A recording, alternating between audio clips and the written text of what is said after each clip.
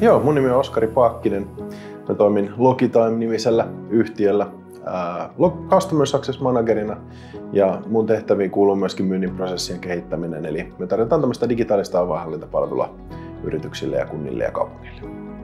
Tätä suositeltiin meille ja sitten tämä sijainti on kyllä se ehdoton ykkönen. Et meillä tulee porukkaa Kivenlahdesta ja Vuosaaresta ja kaikkialta siinä väliltä ja yksi tulee Keravalta asti. Että tämä on semmoinen hyvä solmukohta, mihin pääsee kaikki hyvin nopeasti. Että itsekin tuun kilon pientaloalueelta puolessa tunnissa omalta kotiovelta tähän toimisto-ovelle, niin kyllä se on tämä sijainti. Tämä on äärimmäisen hyvällä paikalla.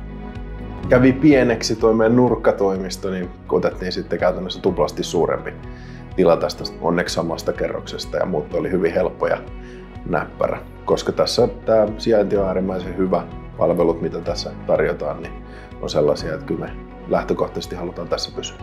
Henkilökohtaisesti aika paljon olen hyödyntänyt noita afterwork-tapahtumia, tekoälykeskusteluja, palautumisen anatomiaa sekä sitten näitä tämmöisiä wine and paint-tapahtumia ynnä muita tällaisia kivoja erilaisia kokeiluja ja kokemuksia, joita ei tulisi välttämättä tehtyä, ellei tällaista olisi tarjolla täällä.